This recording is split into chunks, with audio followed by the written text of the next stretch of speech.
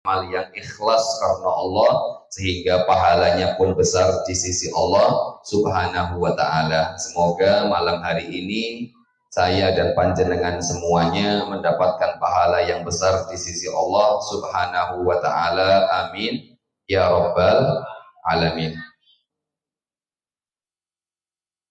Tak lupa sholawat beserta salam semoga selalu tercurah kepada Nabi kita Muhammad sallallahu alaihi wasallam beserta keluarga, sahabat, dan juga kepada seluruh umat beliau yang tetap teguh berpegang dengan sunnah-sunnah beliau hingga hari kiamat kelak.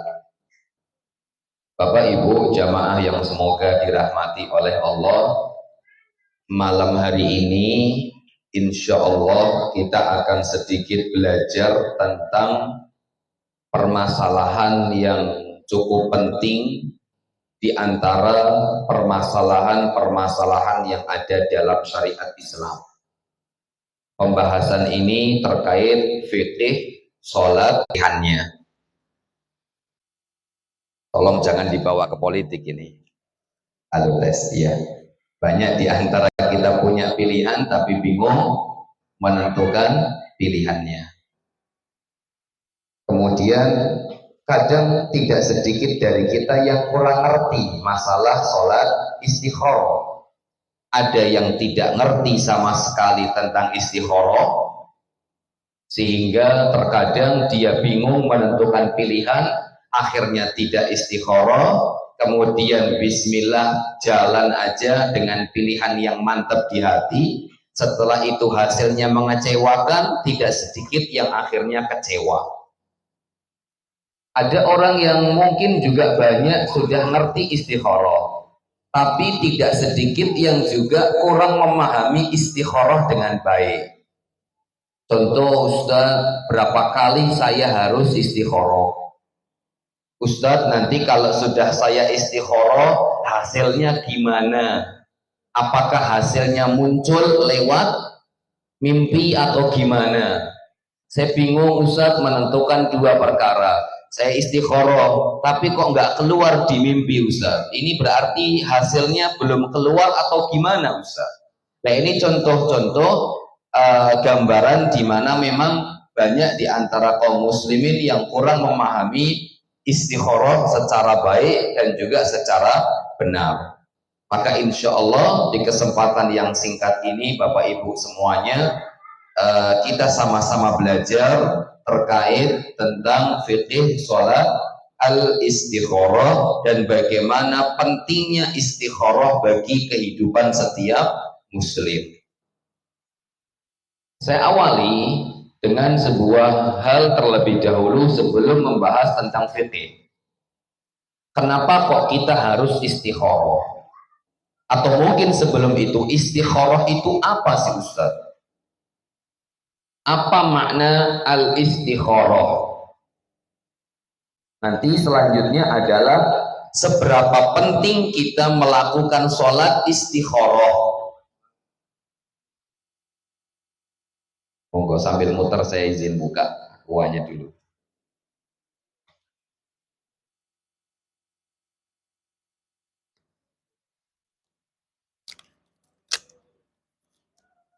Jazakallah khairan. Matur nuwun, anget-anget.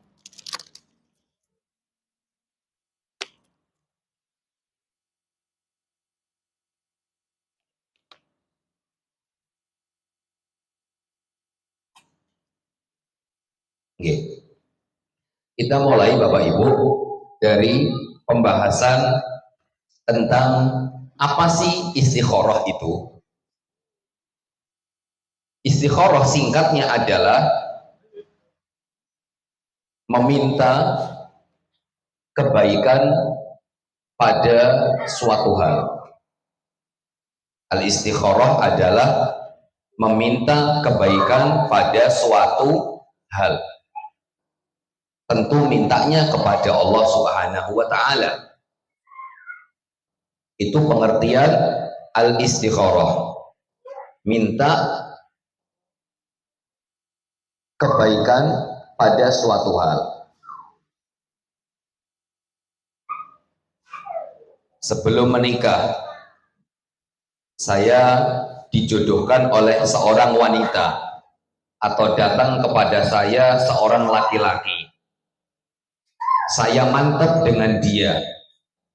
Tapi tidak sedikit kaum muslimin ketika menikah misalkan contohnya dan kemudian mantap dengan pasangan yang dia pilih, dia lupa untuk minta istikharah kepada Allah Subhanahu wa taala. Bapak Ibu jamaah yang semoga dirahmati oleh Allah. Kita mungkin sering dengar Allah Subhanahu wa taala berfirman, "Qulillahumma malikal mulki tu'til mulka man tasya wa tanzi'ul mulka mimman tasya wa tu'izzu man tasya wa tudhillu man tasya." Apa lanjutan ayatnya? Biyadikal khair innaka ala kulli syai'in qadir. Allah Subhanahu wa taala menyampaikan, Allahumma qulillahumma malikal mulki, ya Allah, zat yang merajai segala kerajaan, zat yang memiliki segala macam sesuatu. Tu'til mulka man tasya, engkau berikan kerajaan kepada siapa saja yang engkau kehendaki. Wa tanzi'ul mulka mimman tasya, dan engkau cabut kekayaan kerajaan dari siapa saja yang engkau kehendaki. Wa tu'izzu man tasya, engkau memuliakan siapa saja yang engkau kehendaki. Wa tudhillu man tasya, dan engkau menghinakan siapa saja yang engkau kehendaki. Apa kata Allah? Nah, ini Bapak Ibu yang semoga dirahmati oleh Allah, kenapa kita penting untuk sholat istikharah? Biyadikal khair innaka ala kulli syai'in qadir, karena di tangan engkaulah ya Allah segala macam bentuk kebaikan. Manusia terkadang melihat kebaikan hanya dalam jangka waktu yang pendek. Saya tahu, oh dia fulan orangnya baik, oh dia fulan orangnya benar, saya kalau nikah sama dia kiranya bagus, wis pokoknya saya mantep sama dia. Ganteng yo ganteng, ayu yo ayu, sugih yo sugih, nasabnya yo bagus. Tapi kemudian setelah dia mantep, dia lupa nggak istikharah kepada Allah Subhanahu wa taala. Allah Subhanahu wa taala berfirman, wallahu ya'lamu wa antum la ta'lamun. Allah itu maha mengerti segalanya dan kita tidak ngerti apa-apa. Maka Bapak Ibu jamaah yang semoga dirahmati oleh Allah, tadi poin yang selanjutnya, setelah kita ngerti apa itu istikharah, minta kebaikan pada sesuatu, kenapa kita harus istikharah? Jawaban pertama, karena di tangan Allah lah segala macam kebaikan.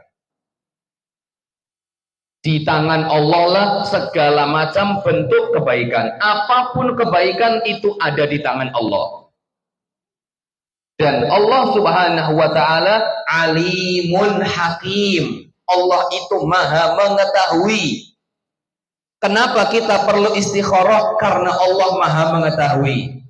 Saya ulangi. Kenapa kita perlu istikharah? Karena Allah itu maha mengetahui. Yang kedua, kenapa kita perlu istikharah? Karena Allah Subhanahu wa taala di tangannya lah segala macam bentuk kebaikan. Bapak Ibu jamaah yang semoga dirahmati oleh Allah. Lihat surat Al-Baqarah ayat 216. Akhir ayatnya barusan saya baca. Wallahu ya'lamu wa antum la ta'lamun. Allah maha mengetahui sedangkan kalian tidak ngerti apa-apa. Saya lihat, oh calon istri saya orang baik. Kata Allah, wallahu ya'lamu wa antum la ta'lamun. Oh, kalau jual di tempat ini pasti baik karena ininya baik, strategis dan seterusnya. Wallahu ya'lamu wa antum la ta'lamun. Allah lebih ngerti dan kalian tidak ngerti apa-apa. Lihat, kalau kita lihat konteks ayat di awalnya, masih ayat yang sama. Akhir ayatnya Allah berfirman, wallahu ya'lamu wa antum la ta'lamun. Awal ayat ini Allah berbicara bagaimana? Bagaimana redaksi yang Allah sampaikan? Allah berfirman tadi surat Al-Baqarah ayat 200 berapa tadi? 16 16 insyaallah. Asa an takrahu syai'an wa huwa khairun lakum. Bisa jadi kamu benci sesuatu padahal itu adalah baik bagimu. Saya benci nikah sama dia, tapi ternyata efeknya baik. Saya benci jualan di tempat ini, menurut pandangan saya nggak cocok, tapi ternyata efeknya baik. Saya benci kerja di tempat ini karena seperti ini, tapi bisa jadi efeknya baik. Apa kata Allah lanjutannya? Wa asa an tuhibbu syai'an wa huwa khairun lakum. Dan bisa jadi kamu mencintai sesuatu, pingin sesuatu, suka sama sesuatu, tapi ternyata sesuatu itu buruk bagi kita. Bisa jadi kita benci padahal itu baik, bisa jadi kita senang padahal itu buruk. Kemudian Allah tutup ayat ini dengan closing statement yang indah. Allah tutup dengan pernyataan yang sangat baik. Wallahu ya'lamu wa antum la ta'lamun. Ingat itu baik-baik. Kata para ulama, taruh ayat ini di depan mata kita di setiap keadaan, khususnya di keadaan yang mungkin kita lagi tidak suka. Ayat ini mengajak kita untuk bisa husnudzon kepada Allah. Wallahu ya'lamu wa antum la ta'lamun. Allah itu maha ngerti dan kalian semua tidak ngerti apa-apa. Oke, Bapak Ibu jamaah yang semoga dirahmati oleh Allah Subhanahu wa taala. Kenapa kita perlu istikharah?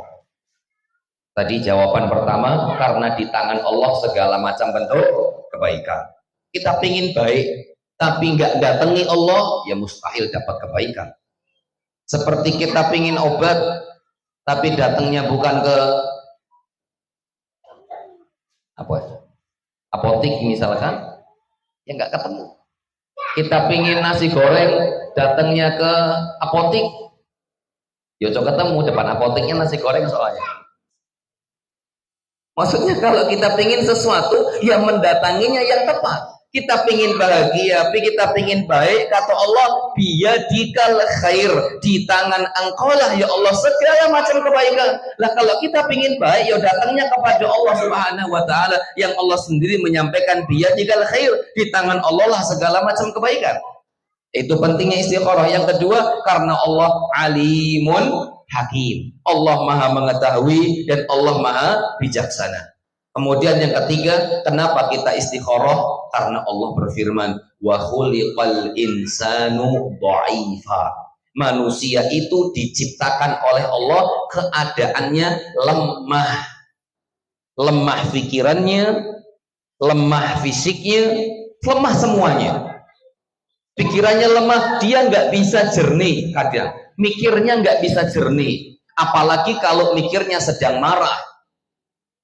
Apalagi kalau mikirnya sedang seneng. Kata para ulama, jangan seorang itu menentukan sebuah perkara saat dia sedang marah dan saat dia sedang bungah-bungahnya. Karena ini menjadikan apa yang akan dia ucapkan tidak objektif.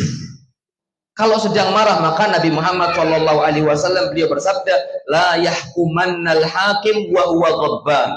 Janganlah seorang hakim memutuskan perkara dalam keadaan dia sedang marah, karena khawatir nanti hasilnya subjektif. Bapak Ibu jamaah yang semoga dirahmati oleh Allah, manusia itu lemah. Kita bisa memandang sesuatu itu baik paling 1 hari, 2 hari, setahun, 2 tahun. Kita nggak bisa memandang sesuatu ini baik sampai 50 tahun ke depan. Lihat Bapak Ibu, saya ingin sampaikan betapa istikharah itu perkara yang sangat penting, adalah salah satu istri Nabi Muhammad SAW. Cukuplah kisah ini menjadikan motivasi kita, walaupun terkadang kita sudah tahu perkara yang akan kita hadapi baik, mantep, mandek, pokoknya gitulah ya, mantep, masrek, tapi tetap disunahkan untuk istikharah. Satu kisah ini cukup insya Allah. Salah satu istri Nabi Muhammad Sallallahu Alaihi Wasallam. Saya mau nanya dulu, berapa jumlah istri Nabi Muhammad Sallallahu Alaihi Wasallam? 11. Ustaz kok yang sering dengar 9? Yang benar adalah 11. 2 meninggal sebelum Nabi Muhammad wafat, dan sisanya 9 meninggal setelah Nabi Muhammad wafat. Sehingga yang lebih masyhur, yang lebih kita sering dengar, istri Nabi Muhammad SAW adalah 9. Tapi istri Nabi Muhammad sebenarnya total semua ada 11. Di antara istri Nabi Muhammad SAW ada sosok yang bernama Zainab bintu Jahsh. Siapa tadi namanya? Zainab bintu Jahsh. Ada apa dengan Zainab ini? Lihat, satu kisah ini semoga menjadi pelajaran tentang jangan sampai kita meremehkan istikharah. Zainab bintu Jahsh itu sebelum menikah dengan Nabi Muhammad SAW, seperti halnya orang mau menikah dilamar oleh seorang laki-laki, sama Zainab ini didatangi oleh Nabi Muhammad SAW. Hatta inna Zainab binta Jahsh radhiyallahu taala anha sholatil istikharah hina arada 'alaiha az-zawaj bin Nabi SAW. Lihat ini, kurang baik apa Nabi Muhammad? Apakah ada orang yang terbaik setelah Nabi Muhammad? Enggak ada. Tidak ada orang yang terbaik semisal Nabi Muhammad. Tidak ada suami terperfect seperti Nabi Muhammad Shallallahu Alaihi Wasallam. Tapi ketika Zainab didatangi Nabi Muhammad Shallallahu Alaihi Wasallam mau dinikah, ini yang datangi, bayangkan ibu-ibu yang punya anak gadis perempuan, yang datangi nggak usah Nabi, bisa Ustadz. Ya malah bukan didatangi Ustadz, kalau bisa terkadang malah menawarkan tat dengan si jomblo mboten. Bukan curhat ya. Ya, bukan curhat. Lah ini didatangi Nabi Muhammad sallallahu alaihi wasallam. Nabi Muhammad datang kepada Zainab, ngelamar Zainab. Apa yang dilakukan Zainab? Sholatil istikharah. Zainab sholat istikharah. Kurang apa Nabi Muhammad sallallahu alaihi wasallam? Kurang baik apa Nabi Muhammad sallallahu alaihi wasallam? Terus kata Al-Imam Nawawi rahimahullahu taala, lihat Bapak Ibu jamaah yang semoga dirahmati oleh Allah Subhanahu wa taala. Kata Imam Nawawi, kenapa Zainab melaksanakan sholat istikharah padahal sudah jelas Nabi Muhammad sallallahu alaihi wasallam kurang baik apa? Kata beliau di sini, wa 'allaqa 'ala dzalika an-Nawawi bi qawlihi fi syarh Muslim. Hadis ini rawahu Muslim. Diriwayatkan oleh Imam Muslim bahwasanya Aisyah radhiyallahu Zainab bintu Jahsh tadi ketika dilamar oleh Nabi Muhammad, didatangi oleh Nabi Muhammad, mau dipinang oleh Nabi Muhammad, beliau istikharah dulu. Apakah Nabi Muhammad kurang baik sehingga istikharah? Tidak. Tapi efek di belakangnya dia nggak tahu. Apakah baik atau tidak? Yo jelas baik. Menikah dengan Nabi Muhammad jelas baik. Efeknya juga pasti baik. Cuman lihat apa alasan kenapa Zainab istikharah. Disebutkan oleh Al-Imam Nawawi rahimahullahu taala fihi istihbabu sholatil istikharah liman hamma bi amrin sawa'un kana dzalikal amru zahirul khair am la. Disunahkan dari hadis ini kisah Zainab yang istikharah sebelum nikah dengan Nabi Muhammad adalah sangat dianjurkan sholat istikharah bagi orang yang bertekad melakukan sesuatu hal. Baik perkara itu sudah jelas baiknya atau masih remeng-remeng baiknya. Oh, dinikah sama Nabi Muhammad kurang jelas apa baiknya. Sudah sangat jelas. Tapi kenapa Zainab istikharah? Lihat ini, kata beliau Imam Nawawi beliau mengatakan wala'allaha istakharat li khaufiha min taqsirin fi haqqihi sallallahu alaihi wasallam. Kenapa kok Zainab istikharah padahal wis jelas Nabi Muhammad kurang baik apa dan efek menikah dengan Nabi Muhammad kurang baik apa. Tapi kenapa istikharah? Jawaban kata Imam Nawawi, karena bisa jadi Zainab khawatir terhadap dirinya sendiri tidak maksimal melayani Nabi Muhammad Sallallahu Alaihi Wasallam. Khawatir, apa namanya ya, minder, bahasa sekarangnya insecure, ya, insecure, minder. Ini saya dinikah Nabi Muhammad SAW, besok kalau saya jadi istri Nabi Muhammad, bisa nggak saya nyenangin Nabi Muhammad? Khawatir malah jadi beban Nabi Muhammad, khawatir malah memberatkan Nabi Muhammad, khawatir saya tidak seperti ekspektasi yang digambarkan oleh Nabi Muhammad SAW khawatir. Makanya beliau istikharah dulu, baik dan ini perkaranya untuk saya bagi Nabi Muhammad SAW. Lihat Bapak Ibu jamaah yang semoga dirahmati oleh Allah. Jelas bagaimana pentingnya istikharah. Sekelas Zainab saja ketika dinikahi Nabi Muhammad SAW istikharah, apalagi hal dan perkara yang di luar hal tersebut. Bapak Ibu jamaah yang semoga dirahmati oleh Allah Subhanahu wa taala. Tadi kita kembali, Allah taala berfirman wa khuliqal insanu dha'ifa. Manusia itu diciptakan oleh Allah dalam keadaan lemah. Kita semua sepakat dan sering saya sampaikan, tiap pagi, tiap petang, berarti tiap pagi, tiap sore kita mengikrarkan diri bahwa kita ini lemah dan tidak bisa apa-apa kecuali tanpa bantuan Allah. Ya Hayyu, Ya Qayyum. Wahai Zat yang maha hidup, wahai Zat yang maha berdiri sendiri, nggak butuh siapa-siapa. Apa lanjutannya? Ya Hayyu, Ya Qayyum, bi rahmatika astaghith. Dengan rahmatmu lah ya Allah, saya minta tolong, saya bergantung, saya pasrah. Bi rahmatika astaghith. Habis itu aslih li sya'ni kullahu. Perbaiki semua urusanku ya Allah. Wala takilni ila nafsi tarfata'in. Jangan engkau timpakan urusanku sendiri kepada aku sendiri. Lihat, kita minta sama Allah agar Allah jangan menimpakan urusan kita kepada kita sendiri. Kita tidak minta kepada Allah jangan menyerahkan urusan istri, urusan anak kepada kita, Anda. Tapi kita minta kepada Allah, ya Allah jangan pasrahkan urusan saya kepada saya. Apa tadi? Tarfata'in, walaupun hanya sekejap mata. Bapak Ibu, dari hadis ini, dari doa ini berarti kita mengikrarkan diri di hadapan Allah bahwa kita ini tidak ada apa-apa kalau bukan karena Allah. Kita nggak bisa apa-apa kalau bukan karena Allah, dan kita bukan siapa-siapa kalau bukan karena Allah Subhanahu wa ta'ala. Wala takilni ila nafsi tarfata'in. Ya Allah jangan timpakan urusan saya kepada saya sendiri ya Allah. Ternyata Nabi Muhammad menjelaskan lagi tarfata'in, walaupun hanya sekejap mata. Bapak Ibu jamaah yang semoga dirahmati oleh Allah, maka ini semua alasan kenapa kita penting untuk selalu minta kepada Allah yang terbaik dalam setiap perkara. Dan bentuk minta terbaiknya adalah dengan kita berdoa dan sholat istikharah. Bapak Ibu jamaah yang semoga dirahmati oleh Allah, kebaikan itu adalah apa yang Allah pilih, bukan yang kita pilih. Pahami baik-baik. Kebaikan itu adalah apa yang Allah pilih, bukan yang kita pilih.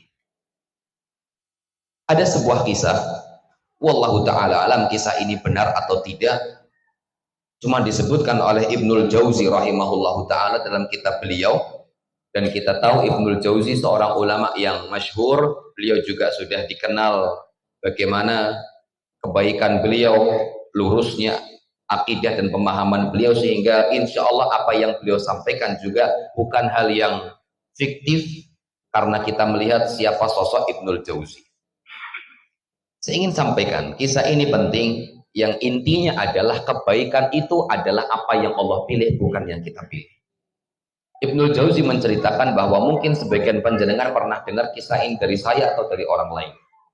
Beliau menceritakan bahwa ada seorang, saya pernah sampaikan kalau nggak salah di Musola As-Salam saat itu, ada seorang raja yang punya ajudan yang sangat soleh. Seorang raja punya ajudan yang sangat soleh. Ajudan ini apapun keadaannya selalu mengatakan al khair khairatullah. Kebaikan itu adalah pilihannya Allah. Atau di ucapan yang lain, khairan insya Allah. Pasti ada baiknya insya Allah. Apapun keadaannya. Seneng khairan insyaallah, sedih khairan insyaallah. Khairan insyaallah itu artinya ada baiknya insyaallah. Makanya Nabi Muhammad ketika senang bacanya alhamdulillah, ketika sedih bacanya alhamdulillah, karena semuanya pasti baik. Suatu ketika raja ini yang disampaikan oleh beliau kurang lebih maknanya. Raja ini mengundang tamu-tamu kerajaan. Tamu-tamu penting diajak makan di rumahnya. Tahu sendirilah makan, ketika sedang makan saking bungahnya mungkin raja ini qadarullah motong daging kambing, qadarullah yang kepotong adalah tangannya, jarinya putul akhirnya. Ya tadi si ajudannya apapun yang terjadi mesti mengatakan khairan insyaallah. Gak apa-apa, baik insya Allah. Rajanya gemes. Kalau kita kan gemes, sing putul tangan saya jenengan baik. Nggak ngerasain sih sampean. Kan gitu. Kalau kita sedang sedih, ada musibah, dihibur sama orang sing sabar, nggak apa-apa, baik insya Allah, sabar sampai orang lakoni. Kan gitu. Itu kurang lebih seperti itu rajanya. Marah rajanya ini menghadirkan tamu penting, tamu besar, kemudian qadarullah tangannya saat itu putul. Malu. Kemudian disabar-sabari sama ajudannya, khair insyaallah, wahai sayyidi nggak apa-apa, insyaallah pasti ada baiknya. Di penjara sudah akhirnya. Gemes itu rajanya. Ketika di penjara mengucapkan lagi khair insyaallah, nggak apa-apa, ada baiknya insyaallah. Tambah gemes rajanya. Malah di penjara saya bilang khair insyaallah. Ya sudah, tinggal pergi. Habis itu rajanya ya melalui hari-hari seperti biasa tanpa ajudan yang soleh tadi. Suatu ketika ajudan ini pergi ke suatu daerah dan ketangkap oleh sekelompok etnis komunitas yang menyembah dewa. Pas di saat itu, di momentum itu bertepatan dengan prosesi penyembahan dewa tersebut dan melakukan tumbang. Nah, tahu yang dipegang dan yang ketangkep ini bukan orang biasa, tapi ini adalah raja ini. Oh, dewa kita mesti bakal senang karena kita menumbalkan raja, bukan menumbalkan orang biasa. Sudah siap prosesi komplit semuanya. Ketika mau dibunuh untuk ditumbalkan darahnya kepada dewanya, kelihatan jempolnya putul. Aduh, nggak jadi. Bahaya ini. Dewanya nanti, mudahnya lah ya, dewanya nanti marah karena kita menumbalkan sesuatu yang cacat. Nggak jadi, turunkan, bebaskan dia. Alhamdulillah, pelong. Baru saat itu dia keinget ucapan siapa? Ajudannya. Khair insyaallah. Oh iya, ini jawaban dari apa yang diucapkan oleh ajudan saya. Apapun yang terjadi mesti ada baiknya. Walaupun tangannya putul, ada baiknya. Bahasa Pekalongannya, pantaro nek tangannya ora putul. Alhamdulillah, pulang seneng, tergopoh-gopoh dalam keadaan seneng luar biasa, balik ke kerajaannya, langsung ketemu ajudannya, dibebaskan ajudannya. Wahai ajudanku, top sampean. Kenapa wahai raja? Seperti ini. Masya Allah. Nah, tapi saya punya satu pertanyaan. Dulu ketika tangan saya putul, jenengan bilang khair insya Allah, gak apa-apa insya Allah, pasti ada baiknya. Nah, ketika saya sekarang sudah tahu jawabannya, ini jawabannya, saya nggak jadi mati ditebas lehernya untuk ditumbalkan kepada dewa mereka. Tapi pertanyaan saya yang belum terjawab, jenengan saya penjara dan jenengan mengucapkan khair insya Allah. Sampai sekarang apa itu kebaikan yang jenengan dapat dari jenengan dipenjara oleh saya? Kalau saya jelas sudah nggak jadi dibunuh. Kalau jenengan dipenjara, jenengan dulu bilang ada baiknya. Apa baiknya? Ada baiknya raja. Loh apa? Baiknya apa sekarang? Dia mengatakan, biasanya kita ini kalau kemana-mana bareng, wahai raja. Dilalah jenengan menjarakan saya. Coba kalau saat itu jenengan tidak penjarakan saya dan saya pergi bareng sama jenengan, kemudian akan ditumbalkan, siapa yang jadi tumbal wahai raja? Yang cacat atau yang sempurna? Yang sempurna. Nah, jempol saya sempurna. Berarti otomatis saya yang akan ditumbalkan, jenengan bebas. Berarti alhamdulillah saya di penjara juga ada baiknya, jenengan putul tangannya juga ada baiknya. Alhamdulillah. Oh iya, top sampean. Barakallahu fiik. Dan yang seperti ini dalam Al-Quran banyak tinglalah. Apa namanya? Banyak turah. Kisah yang seperti ini yang menunjukkan wallahu ya'lamu wa antum la ta'lamun, yang menunjukkan khairatullah, kebaikan itu adalah pilihan Allah banyak. Kisah Nabi Musa alaihissalam yang Allah pilihkan kepada ibunya agar Nabi Musa ditaruh di apa namanya? Pokoknya keranjang, kemudian akhirnya Kelly. Sesedih apa seorang ibu yang kehilangan anaknya? Ditambah apa tadi? Keranjangnya Kelly ke kerajaannya Firaun, masuk kandang macan. Nah, sudah mati sudah nih. Sudah Kelly sedih kehilangan anak, anaknya pergi ke sana, sudah mati. Tapi Allah pilihkan yang lain. Singkat cerita seperti itu, seperti yang jenengan tahu. Nabi Yusuf alaihissalam dikucilkan oleh saudaranya, dimasukkan ke sumur, habis itu dijual dengan bisamanin baksin darahima ma'dudah, dengan harga yang sangat murah, kemudian akhirnya dipenjara sekian puluh tahun di penjara, dan kisah selanjutnya. Tapi hasilnya luar biasa. Maka Bapak Ibu jamaah yang semoga dirahmati oleh Allah, al khair khairatullah, baik itu adalah pilihannya Allah, bukan pilihan kita. Karena Allah lebih tahu, sedangkan kita tidak tahu apa-apa. Zainab yang sudah jelas akan menikah dengan orang terbaik, yang pasti baiknya dunia akhirat. Kalau seorang wanita menikah dengan Nabi Muhammad, statusnya terangkat. Bukan wanita biasa, tapi ummahatul mukminin, ibu kaum orang yang beriman. Jelas masuk surga, tapi istikharah. Apakah karena ragu-ragu menikah dengan Nabi Muhammad? Enggak. Tapi karena dia khawatir kalau dia tidak bisa maksimal ketika menikah dengan Nabi Muhammad Sallallahu Alaihi Wasallam, tetap minta kepada Allah yang terbaik. Maka Bapak Ibu jamaah yang semoga dirahmati oleh Allah, ada hadis yang diriwayatkan Nabi Muhammad SAW, liyas ala ahadukum rabbahu hatta shish'ana alaihi. Hendaknya setiap kalian minta kepada Allah kebaikan walaupun hanya ketika saat dia sandal jepitnya putus. Karena sahabatu yastakhiruna Allah subhanahu wa ta'ala fi syiraki na'lihi. Dalam sebuah riwayat, dahulu para sahabat Nabi Muhammad SAW, mereka istikharah walaupun cuma dalam keadaan beli sandal jepit. Ini contoh gambaran bagaimana pentingnya istikharah dalam kehidupan setiap Muslim. Ini mukaddimah. Nah, insya Allah sekarang Bapak Ibu kita masuk pada perkara yang inti, yaitu tentang bagaimana Nabi Muhammad Shallallahu Alaihi Wasallam memberikan contoh dalam masalah sholat istikharah. Dalam masalah istikharah ini satu hadis aja yang diriwayatkan dari Nabi Muhammad Shallallahu Alaihi Wasallam dari Jabir bin Abdullah. Hadis ini sahih, disahihkan oleh Al-Imamul Bukhari dalam kitab beliau Sahihul Bukhari. Fi Sahihil Bukhari wa ghairihi an Jabir radhiyallahu taala anhu. Lihat ini baik-baik, ini intinya Bapak Ibu.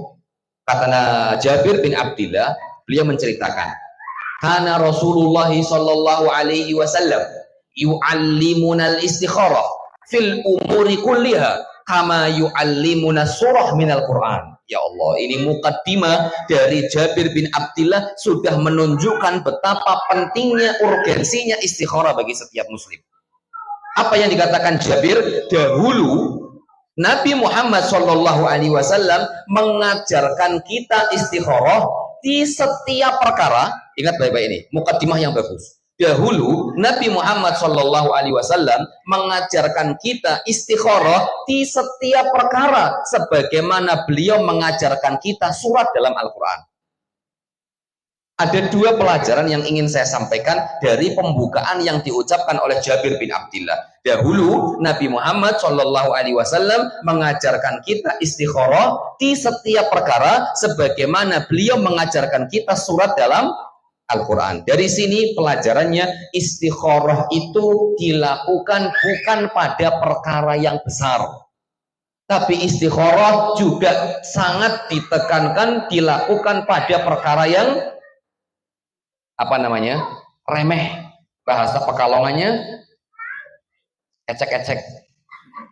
Pada perkara yang pokoknya yang tafih, yang remeh. Lihat, dari mana hal ini diketahui? Dari ucapan Jabir, karena Rasulullah sallallahu alaihi wasallam yu'allimunal istikharah fil umuri kulliha. Dahulu Nabi Muhammad sallallahu alaihi wasallam mengajarkan kita istikharah di setiap perkara. Di setiap perkara duniawi, perkara besar atau perkara kecil. Lihat kata Ibnu Hajar Al-Asqalani ketika menjelaskan syarah hadis ini dalam kitab yang terkenal Fathul Bari, beliau mengatakan dari sini Nabi Muhammad SAW mengajarkan untuk kita disunahkan istikharah pada perkara yang remeh. Kenapa demikian? Ini baik-baik. Farubba hakirin yatarattab alaihil amrul azim. Berapa banyak perkara yang remeh tapi efeknya besar. Apa contohnya perkara yang remeh tapi efeknya besar? Nyoblos. Contoh, remeh kan tuh gitu dari, tapi efeknya besar. Contoh lain lah, jangan nyoblos ceplosan ini saya. Contoh perkara remeh tapi efeknya besar. Senyum. Ini enggak ada kaitannya istikharah, cuman perkara remeh. Senyum tapi efeknya besar. Atau ngomong perkara tapi efeknya besar. Dan hal yang lain sebagainya. Maka Bapak Ibu jamaah yang semoga dirahmati oleh Allah, kata beliau, kenapa Nabi Muhammad mengajarkan istikharah di setiap perkara? Karena berapa banyak perkara yang remeh tapi menghasilkan dampak yang sangat besar bagi kehidupan setiap muslim. Pernikahan mungkin bagi sebagian orang remeh, tinggal ngomong qabiltu nikah wa tazwijaha li nafsi bidzalik, tapi efeknya besar. Kata Nabi Muhammad SAW, beliau mengatakan istausu bin nisa'i khaira. Hati, saya wasiatkan kalian untuk berbuat baik dengan para wanita. Hati, kata Nabi Muhammad SAW. Kenapa? Fa innakum akhadtumuhunna bi amanatillah, karena kalian mengambil para wanita dengan amanah dari Allah. Wastahlaltum furujahunna bi kalimatillah, dan kalian menghalalkan kemaluan mereka dengan kalimat Allah. Yang tadinya haram jadi halal. Kenapa? Dengan menyebut nama Allah. Qabiltu zawajtuka uzawwijuka ala ma amarallahu bihi min imsakin bima'rufin au tasrihin bi ihsan ya fulan bintu fulan uzawwijuka wa ankahtuka ibnati fulana bintu fulan bimahar kadza wa kadza halan qabiltu. Yang tadinya haram jadi halal. Maka kata Nabi Muhammad, hati-hati, yang tadinya haram jadi halal karena setelah kalian menyebut nama Allah Subhanahu wa taala. Berat. Berapa banyak perkara yang remeh tapi efeknya berat. Maka Bapak Ibu jamaah yang semoga dirahmati oleh Allah Subhanahu wa taala, ini faedah pertama. Faedah kedua,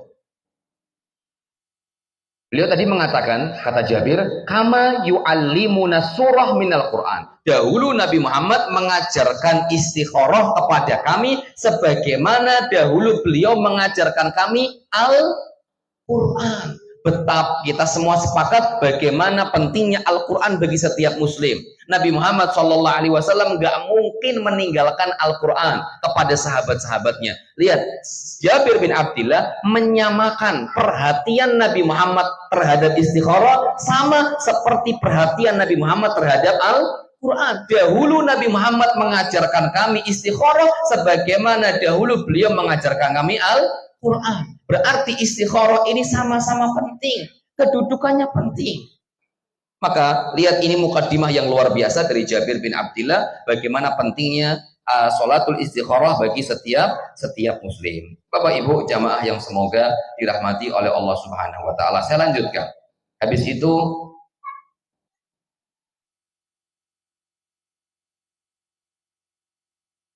Idza hamma, kata Rasulullah SAW, beliau mengatakan, ini yang menyampaikan Nabi Muhammad, idza hamma, jika salah seorang di antara kalian sudah menentukan suatu perkara.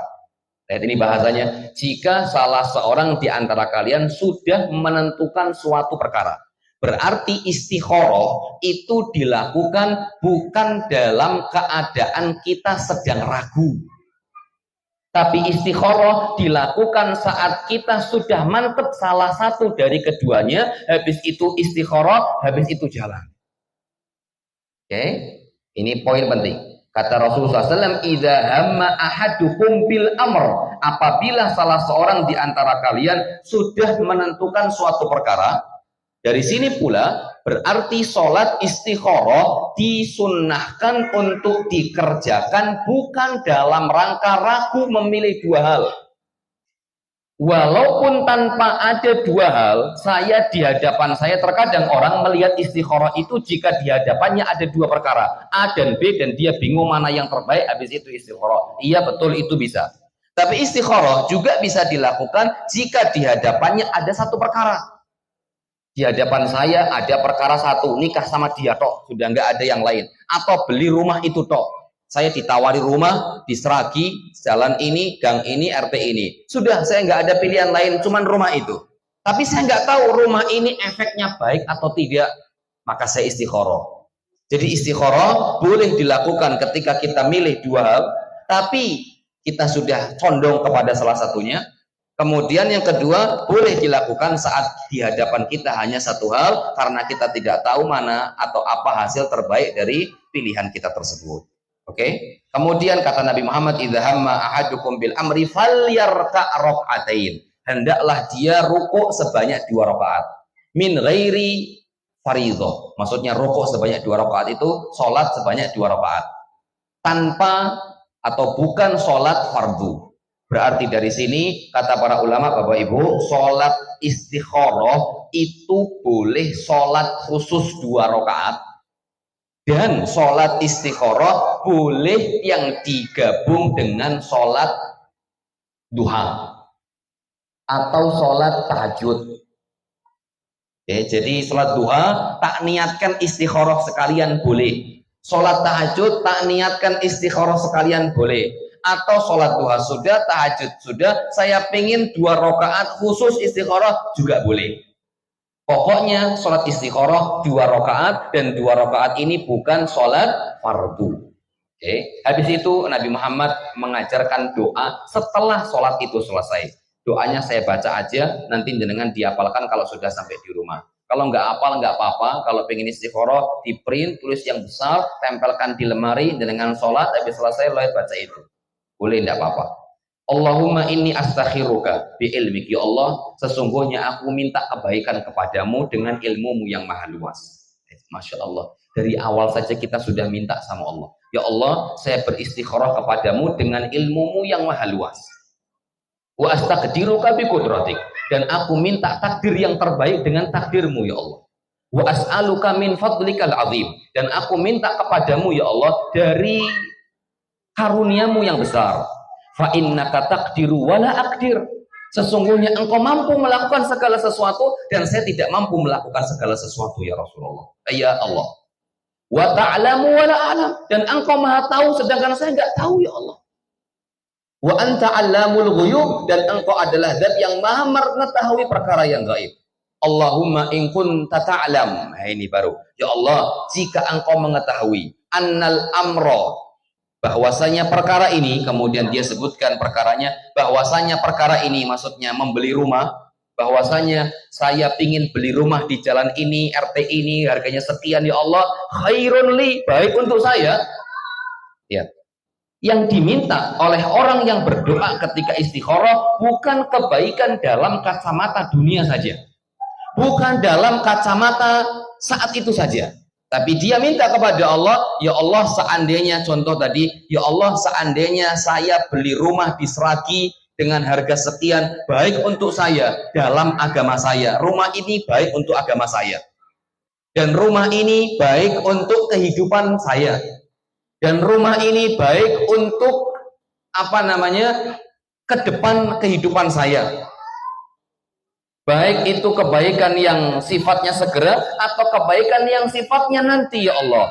Jika itu terbaik untuk saya, pada agama saya baik, pada dunia saya baik, pada pekerjaan saya baik, sekarang baik, ke depan baik, ya Allah, fakdurhu li, maka mudah takdirkan dia untuk saya, wa yassirhu li, dan mudahkan dia untuk saya. Summa baraka li fihi, ya Allah, kemudian berkahilah dia untuk saya. Subhanallah. Ajib ini doa.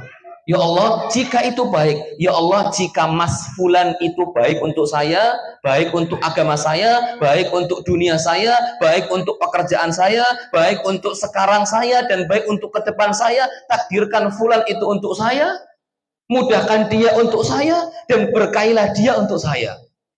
Ya Allah, ini luar biasa, bukan sekedar minta kebaikan, tapi komplit ini, minta segalanya dari Allah.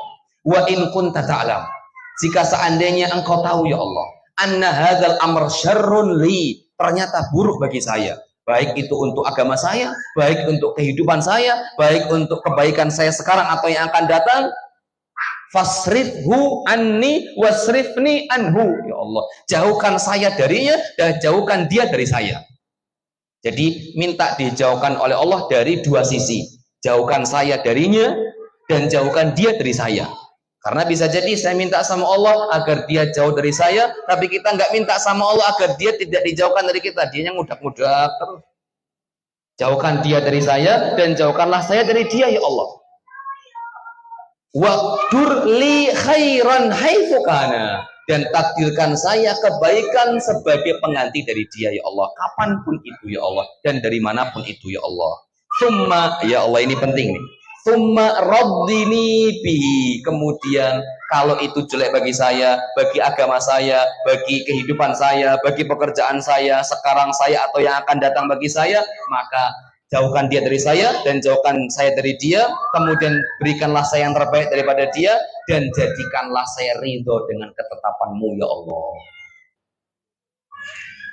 Bapak Ibu jamaah yang semoga dirahmati oleh Allah Subhanahu wa taala, ini doa yang luar biasa. Ketika itu baik, minta kebaikan, minta diberkahi. Ketika itu buruk, minta agar kita ridho, rela,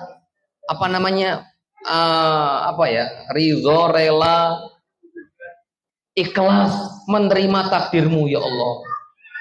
Maka Bapak Ibu jamaah yang semoga dirahmati oleh Allah Subhanahu wa taala, inilah yang didoakan diantaranya Zainab bintu Jahash ketika menikah dengan Nabi Muhammad sallallahu alaihi wasallam.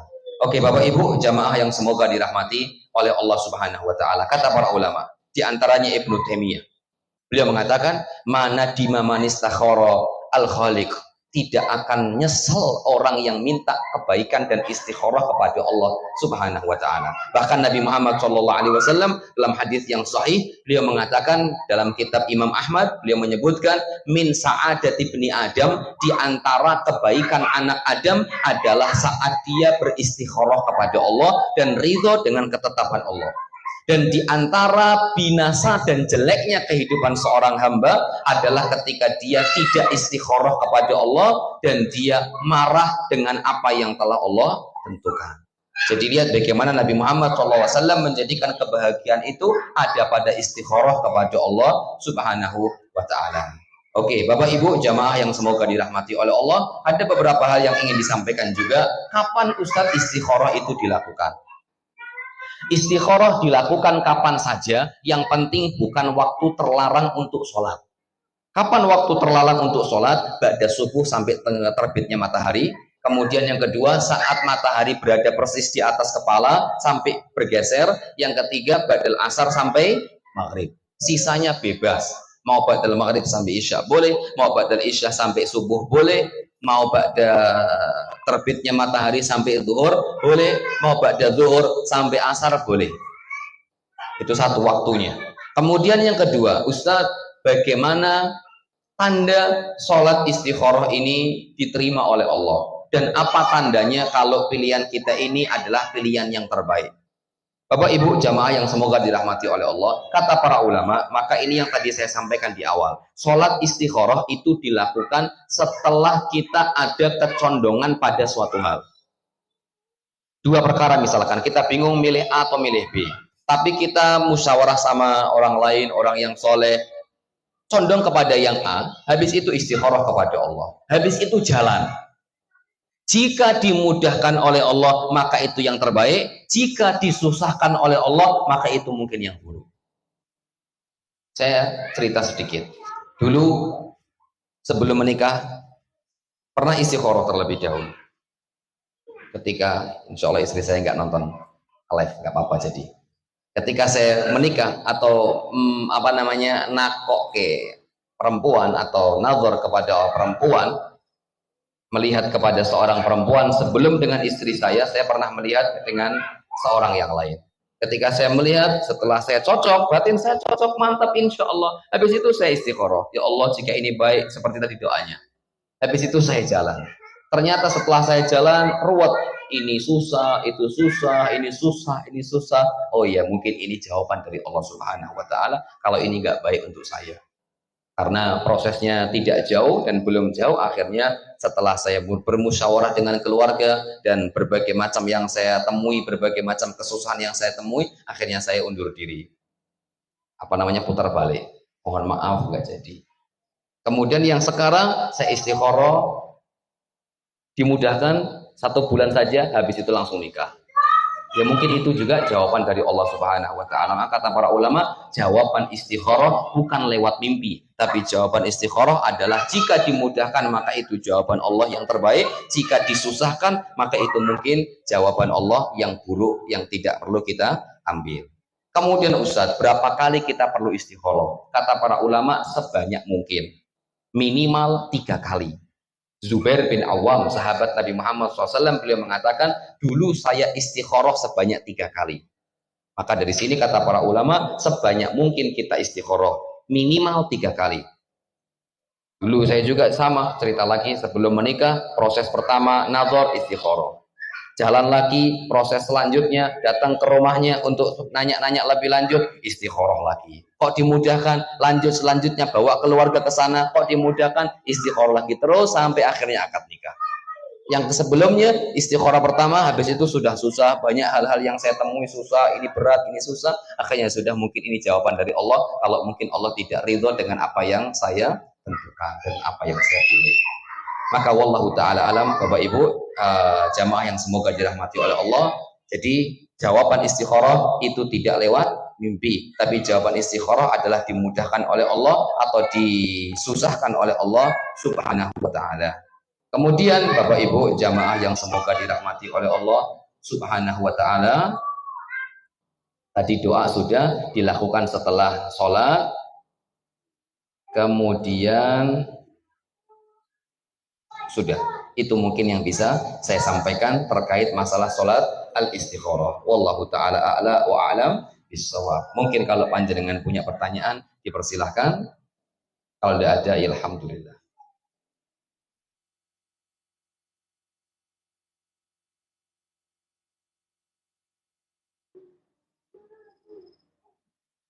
Enggak ada, alhamdulillah. Jazakumullahu khairan. Kalau misalkan tidak ada yang bertanya, matur nuwun sudah bekerja sama dengan saya dengan tidak bertanya berarti. Barakallahu fikum. Yeah. Kalau ada yang mau bertanya lewat SMS nggak apa-apa. Kemarin ada jamaah yang bertanya lewat SMS, selagi saya pas buka HP, saya pas SM balasi, insya Allah saya akan balas. Wallahu ta'ala a'la wa a'lam bissawab. Wassallallahu ala nabiyina Muhammadin wa ala alihi wa sahbihi wa wasallam. Subhanakallah bihamdik, asyhadu an la ilaha illa anta, astaghfiruka wa atubu ilaik. Assalamualaikum warahmatullahi wabarakatuh.